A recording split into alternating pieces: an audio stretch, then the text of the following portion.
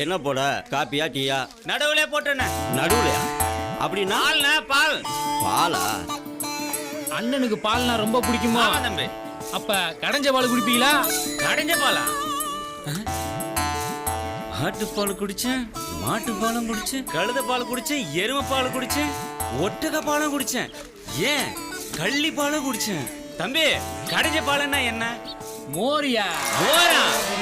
இததான் கடைஞ்ச பாலன்னு. ஹலே கருவாயா, அந்தால என்னன்னு கேள்றா?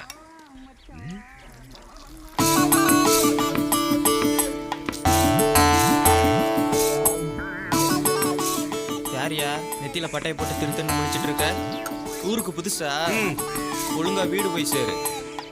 நான் அடிக்க ஆரம்பிச்சா நிறுத்த 2 நாள் ஆகும். போ போ.